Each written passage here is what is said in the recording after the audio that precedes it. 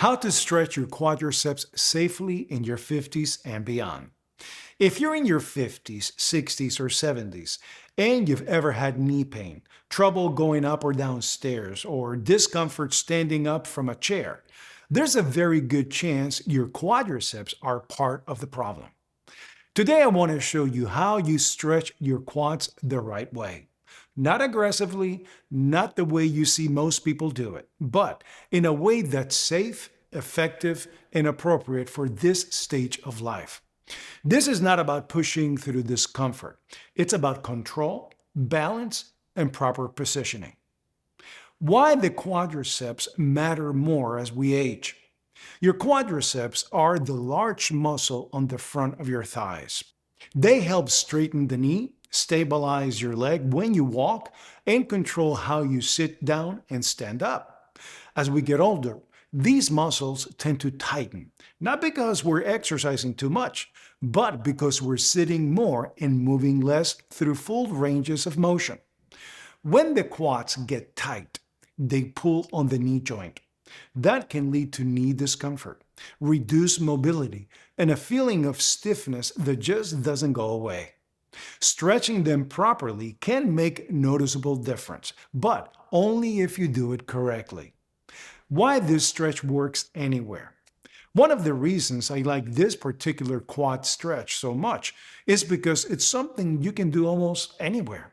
You don't need a mat, and you don't need special equipment, and you don't need to be in the gym. At home, you can do this holding on to the kitchen counter, the sink, the back of a couch, or even a sturdy chair. But this isn't just a home stretch. If you're out in public, at the mall, in a grocery store, or standing around waiting for someone, you can do this just as easily. A wall, a railing, or even the shopping cart can give you enough support to stay balanced. That's what makes this stretch so effective over the long term. When something is simple and convenient, you're more likely to do it consistently.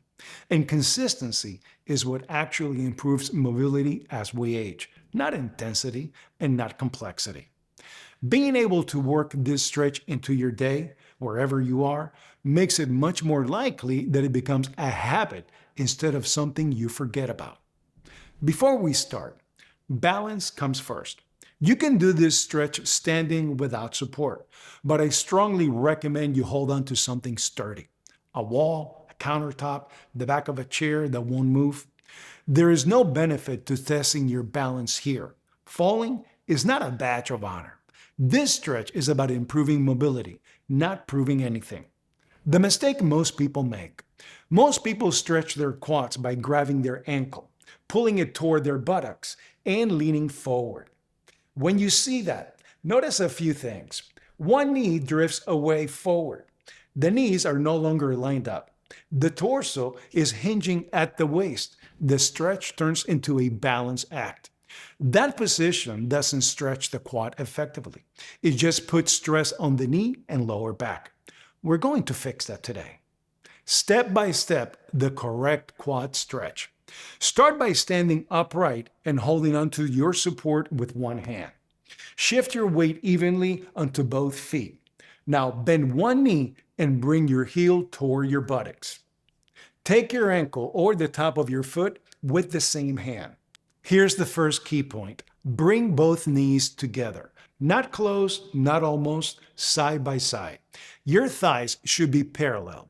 If one knee drifts forward, you lose the stretch and strain the joint. Posture matters. Once your knees are together, stand tall, don't lean forward, don't arch your lower back. Your chest stays up, shoulders are relaxed. Now, here's a subtle part that makes all the difference. Let me turn sideways so you can see it.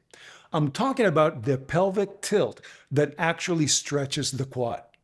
So from this position, gently tilt your pelvis forward, just slightly. This is not a big movement. You're not forcing anything. Think of bringing your belt buckle up just a little. That small adjustment increases the stretch dramatically because now you're lengthening the quadriceps from the hip as well as the knee. Most people skip this entirely, which is why they never really feel the stretch where it counts. When you do this correctly, you should feel the stretch along the front of the thigh, not in the knee and not in the lower back. Now, how long do you do it for? Hold this position for about 20 to 30 seconds. Breathe normally. No bouncing, no forcing. You just feel tension, not pain. If you feel discomfort in the knee joint, reset your position. Check that your knees are together. Make sure you're upright. Ease off the stretch slightly, then switch sides and repeat. So how often do we do this? For most people, once or twice a day is plenty. If you're dealing with knee stiffness or tightness, doing this after walking or light activity works really well. Consistency matters more than intensity. Doing this gently every day will give you better results than forcing it once a week. A quick reminder about aging and movement. As we get older, the goal is not to stretch further than we used to. The goal is to move well, move often, and move without injury. This stretch done correctly helps support your knees, improves how you walk, and makes everyday movements easier. Tip of the day: when to stretch. Before we wrap up, I want to add an important tip that applies not just to this stretch, but to all stretching in general, especially as we get older. If you do any kind of cardio, walking, treadmill, cycling, elliptical, it's always best to stretch after your cardio, not before. A lot of people were taught to stretch first, and that idea stuck. But here's the problem. When you start your cardio, your muscles are cold. Cold muscles are stiffer, less elastic, and more prone to small tears. When you stretch cold muscles aggressively, you're not helping them, you're stressing them. That's one of the reasons people say, "I stretched and now something doesn't feel right." What your body actually needs before cardio is gentle movement, not deep stretching. Walking for a few minutes, gradually increasing your pace, lets blood flow into the muscles. It warms them up naturally. After you walk or work out, your muscles are warmer, more elastic, and more responsive. That's when stretching makes sense. When you stretch after cardio, you reduce muscle stiffness. You improve flexibility more effectively. You lower your risk of injury, and you help your body recover better.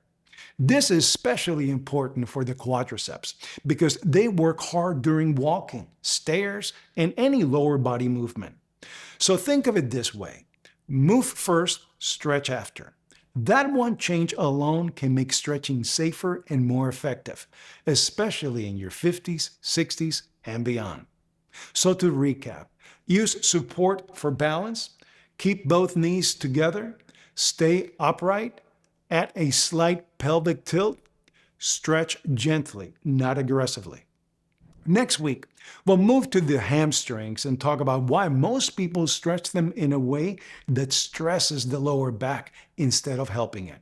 If this video was helpful, make sure you subscribe to the channel so you don't miss the next one. I'll see you in the next video.